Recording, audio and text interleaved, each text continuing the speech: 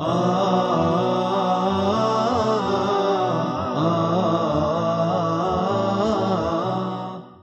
ar-Rahman ar-Rahim. Assalamu alaikum, my dear secondary students, for a new lesson for your book, The Traveler 3. As you can see, we have vocabulary, grammar, listening, and speaking. So we almost have all the skills for your lesson today. So let's get started. And as usual, we learned today, we have 5 objectives for today. 1, we're going to practice word building in a meaningful context. 2, use modal verbs expressing possibility, may, might, or could. And for 3, use modal verbs making deductions, must or can't. And 4, practice listening for specific information and answering multiple choice questions. And for 5, we're going to practice speculating and making a decision using prompts. For number 1, we're going to have some vocabulary, some new words. 2, we're going to use the modal verbs, which are may, might, could, and must, and can't. That's for 2 and 3. And for number 4, we'll have some listening, and I hope you prepare your, your headphones. So we'll listen to the whole conversation, then we will answer some multiple choice question about the listening. And finally, we're going to have some speaking. So how we going to try to reach out and make a decision using prompts. If you take a look at this train, there is here a suffix and a prefix. This is the prefix and this is the suffix, and in the middle there is the root word. So what does the word suffix mean? As you can see it here, it is one letter or group of letters. We add them at the end of the word and it changes its grammar function. So it could go from a verb into a noun, or from a verb to an adjective. Here is some example. A lot of nouns are formed by adding a suffix. So you have a verb, you change it into a noun. How? By adding a suffix like ion, you add it at the end of the word, ation, and ment to a verb. So you add these words or group of letters at the end of a word and it becomes a noun. So a suffix is a letter or group of letters added at the end of the word, okay, which makes a new word. Here are some examples. You have a verb here, you have a suffix, and you have a noun. So we'll change the verbs here from the left by adding a suffix at the end and make it a noun. Oh, again, we have verbs like amaze, disappoint, parley, improve, express, populate, complex, and prepare. Okay, so we add ment to this group of verbs at the end. We call them a suffix, and it becomes like this. And it doesn't become a verb. After we add this, it becomes, yes, a noun. So for example, amaze with ment at the end, it becomes amazement. Disappoint is a verb. We add ment at the end as a suffix and it becomes disappointment, is a noun. Parley, we add ment, it becomes parliament. Okay, here it's a verb and here it's a noun, parliament. Improve, we add ment and it becomes improvement. Also, we add sion, tin, which is pronounced as shin, and zion at the end of some other verbs to change them into nouns. How? The verb express, we add sion, okay, and it becomes expression.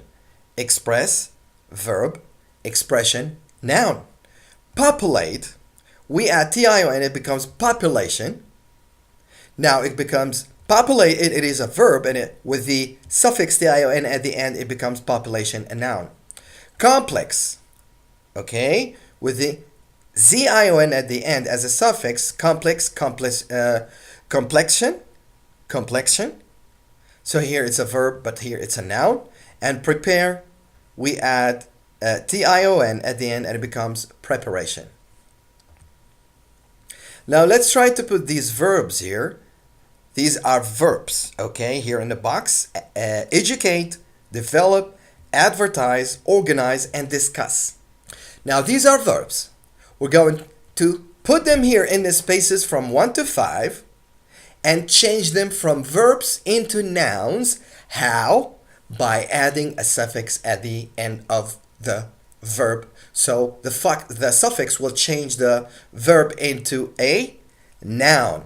For example, number 1, Ben put an. Of course, if you have an, it means it should start with a vowel. It could be E, O, or A. So Ben put an in the local paper to sell his house. So what did he put in the local paper? Educate, develop, advertise. These are verbs. But the best one is advertise. So we take it here as a verb and we add meant at the end. So it becomes a noun, advertisement. Okay? So Ben put an advertisement in the local paper to sell his house. 2, the recent in medical research have given many people a lot of hope. So what? The recent what? Develop, discuss. It could be the recent development in medical research have put many people, or have given many people a lot of hope. Okay. 3, the manager and his assistant had about the project. Had what? A discussion. Discuss with the shin as a suffix at the end changes the verb discuss into discussion, so it becomes a noun. So then the manager and his assistant had a discussion about the project. 4, I'm taking art classes at my local adult education center. Education center. So we change the verb educate into a noun by adding a suffix tin, which is shin. Education center. And of course, number 5, various environmental organizations are working together to solve the problem. So here are the answers. The verb advertise, we added meant, so it becomes a noun. The verb develop, we added MENT at the end as a suffix, so the verb develop has become development, which is a noun. And the verb discuss, we added a suffix at the end, so it becomes a noun, discussion, and educate, education, and organize, organization. Now let's talk about may, might, and could, and we call these are verbs or modal of possibility. These are modal verbs, and these verbs actually talk about possibility. Is this possible or not? When you are not sure of something, you say may, might, or could. For example, it may rain tomorrow. I don't know. It might rain tomorrow. It could rain tomorrow. I don't know.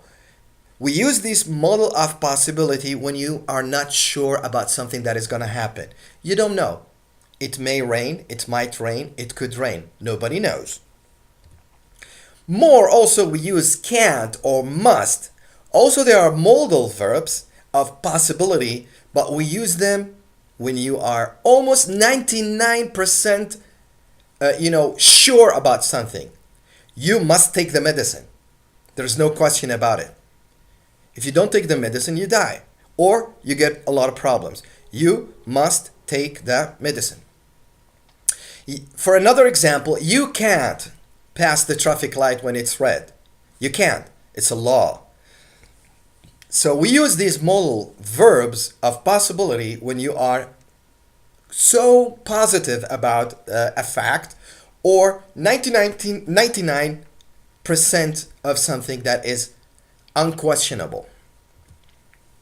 So here is a box to tell you about. We use may, might, could, and the present or the base form of the verb, the present. So we can say something will possibly happen. We don't know. Maybe, maybe not.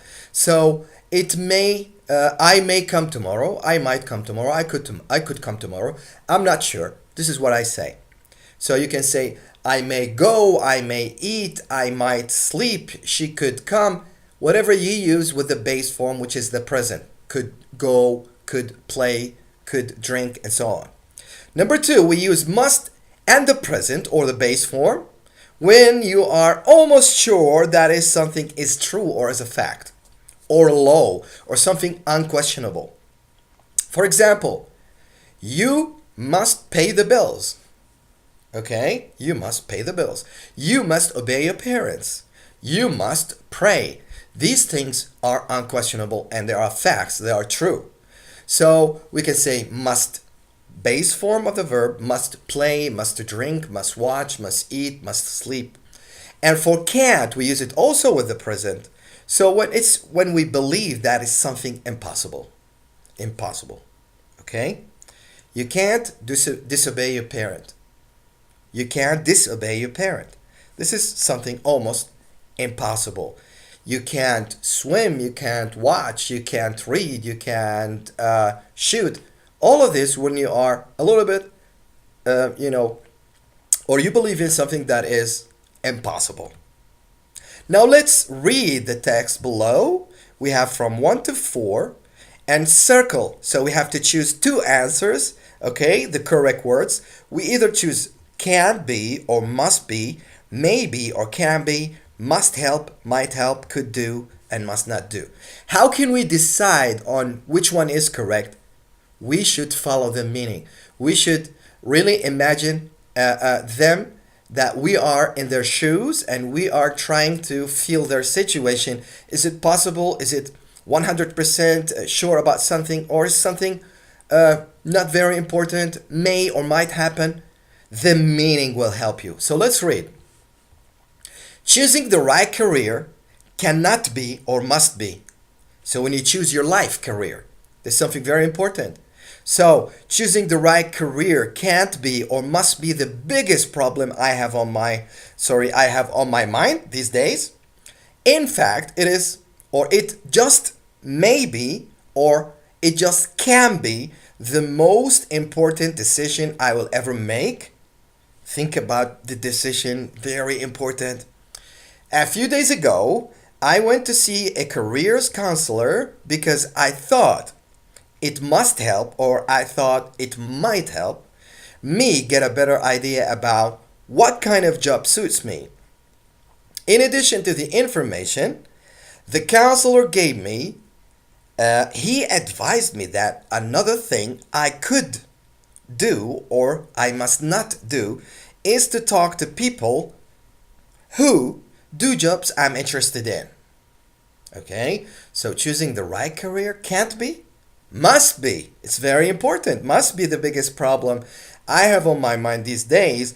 In fact, it is maybe the most, important decision I'll ever make. A few days ago, I went to see a careers counselor because I thought it might help, me get a better, he might help you, he might not, idea about what kind of job suits me. In addition to the information the counselor gave me, he advised me that another thing I can do or I could do is to talk to people who do jobs I'm interested in. So let's see the answers. That's right. So for the first one, to choose your career, your life's career, must be the biggest problem. And it's just maybe the most important decision. And when you went there, I thought it might help to see a counselor who works with the same career that you want to do, and it might help me get a better idea. And finally, another thing I could do, you can't say I must not do, I could do, what to do is to talk to people of the same who have the same interest as my job. Now imagine yourself in a job interview. Let's imagine what kind of questions they might ask you. So what kind of questions do you think a person is asked at a job interview? Let's think about it. This is an example here. What did you leave, or why did you leave your last job? Why? And the guy said, the company relocated me, or relocated, and didn't tell me where. It's just a little bit funny here. So, what kind of questions do you expect when you go to a job interview? There are always some common, famous job interview questions such as, uh, tell us about yourself, your name, your family. Tell us about your hobbies. What do you like to do in your free time? Tell us about your city. How do you live? What do you do on weekends? So first they try to ask you some warm up questions. Then they ask you why you are interested in our company. Why you're interested to work for us, or why did you leave your previous job? Such questions will be asked maybe in every job interview.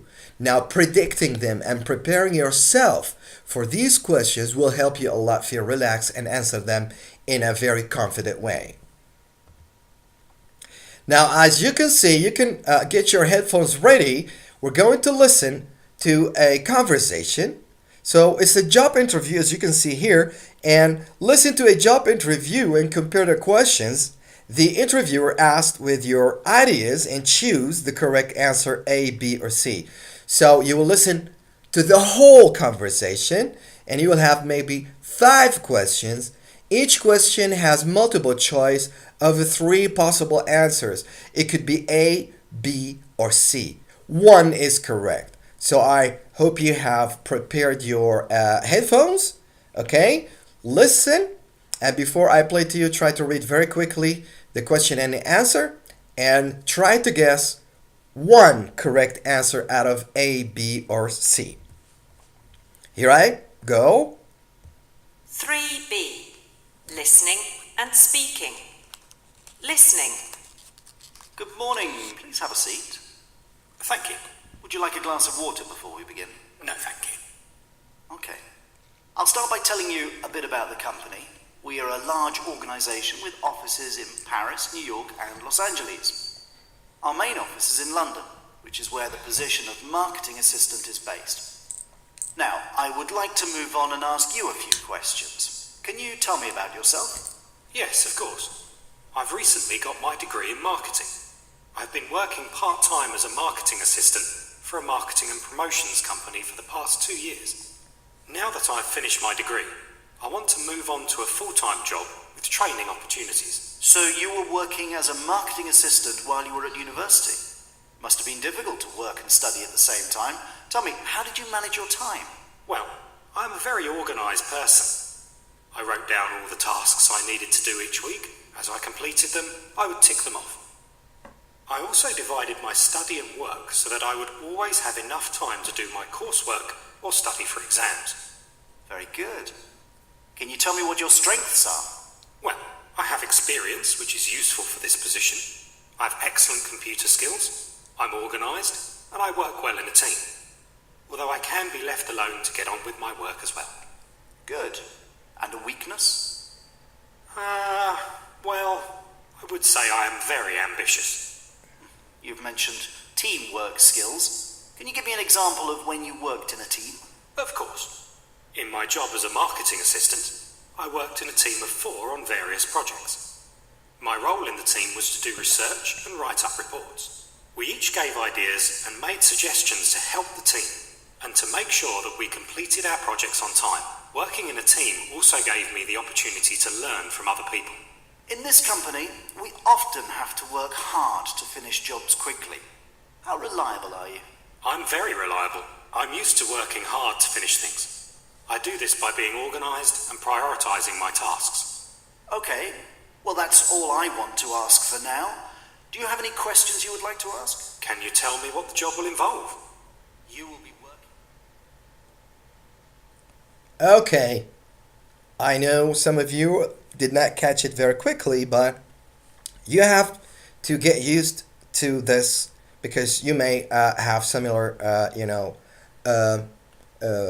exercises, listening exercises. Maybe you do TOEFL, maybe you do IELTS, or maybe in your school. So let's answer these questions. Where is the job going to be based? Actually, you heard London, Paris, and New York, and Los Angeles. But actually, it was in London. Okay, so A is for number 1. 2. What is the man interested in at the moment? What does the man do at the moment? Is he finishing his degree, working full time and receiving some training, or becoming a marketing director? Do you remember?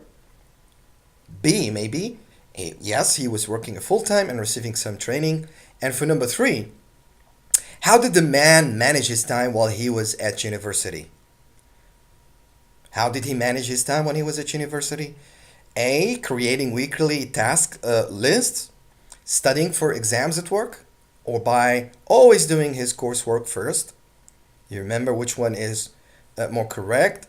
How did the man manage his time while he was at the university? By,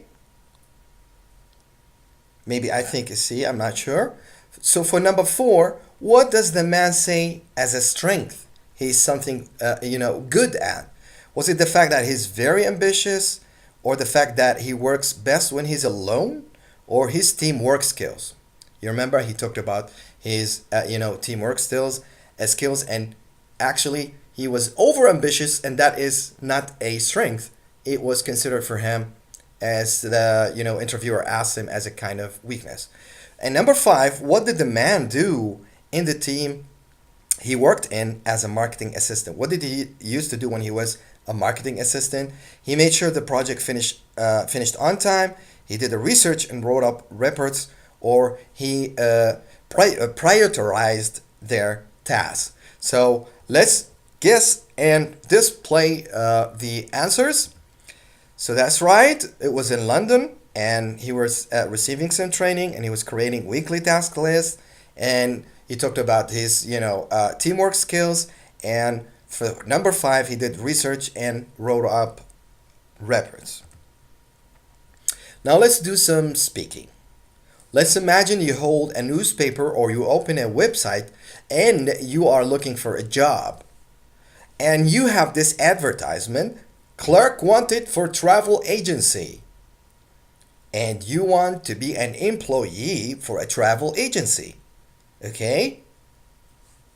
And to be an employee for a travel agency, you have the ability to travel, which is an advantage. You travel for free, you see the world for free, your tickets are free, and your accommodation is free, or means your housing, and you meet new people, and it's all free, and you take money. But if you want to apply for the job, you must have these. So applicants must: 1, speak 1 or more foreign languages, have good computer skills, be used to working in a busy office environment, have previous work experience in a tourism industry, and finally be interested in travel. Now, let's play a game and see that if you are a boss and you have a big company, okay, you may play this with your friend, you may play this with your sister, with your brother, and try to be the boss and practice some reading. So imagine that you are responsible for hiring a clerk at a travel agency. So you are the boss, and you have a big travel agency, and you want to meet people to hire them for your company.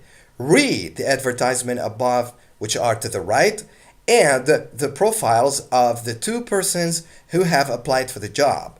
Discuss and decide which person would be the most suitable, and why the other is not suitable. Use the words and expressions given. So you have Salman Al-Saad, and you have Saad Al-Maliki. Okay? Let's see, you are the boss, and Salman, came to you, and he wants the job. So you read his resume or his CV. Name: Salman Al-Saad, age 32, material status: married. Qualifications: he got a degree in French and business studies. Also, he's Microsoft software certificate. His experience: he worked as a receptionist in a tourist office for 3 years. Interest: he likes travel, reading, and socializing with friends. And also you read the second resume, or the CV for Saad Al-Maliki. His age is 40. his material status, married, and he has three children. His qualifications: completed secondary school. It means he doesn't have a college degree, has some computer skills, speaks English. And his experience: he got 5 years working as foreign exchange clerk in a busy travel agency. And his interests or hobbies: he enjoys traveling and learning foreign languages. Okay, now you're the boss. You have these two, applicants. Which one you choose and why? For me, if I were the boss, I would say Salman Assad is better.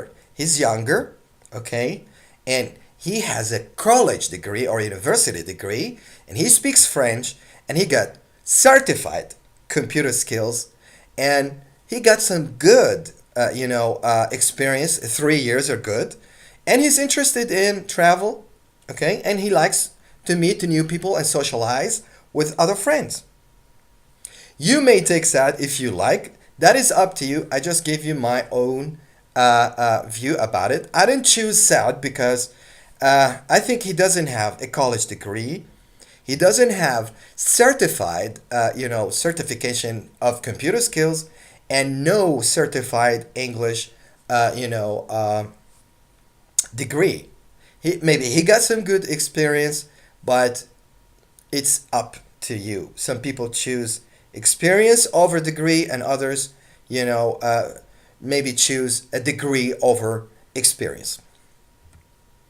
Now, what we have done today, we learned a lot of nouns by using, if we have a verb and we need to change the verb into a noun, so we add a letter or group of letters, we call them suffix, at the end of the verb, and voila, the verb becomes a noun.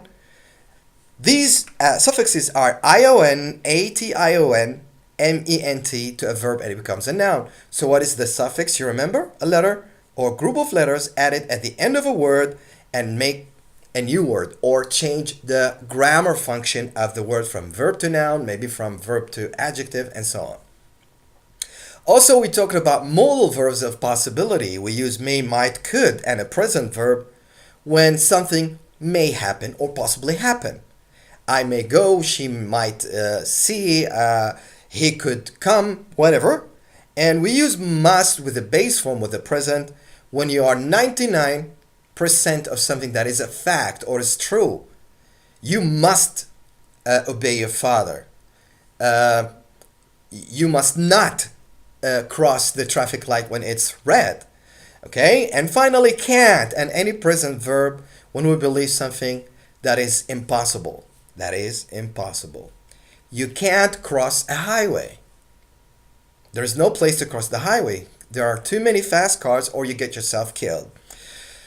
Also, we had we used some expressions and speaking about if you have a travel agency and you have 2 applicants and which one you choose. So we thought that I think Salman would be more suitable than Saad, or Saad will be better because maybe he's better qualified, more or less experienced, got some computer literate, or he got certified, computer skills. He's educated, he got some good knowledge of, he's a university graduate, and so on. These are the references and the resources for you. You can check at any time for, maybe for extra work. And you can visit our website at ain.edu.com. Follow us on Twitter and call us for any, technical help on this number. Thank you all for watching this. Hope I see you again, and salam alaikum.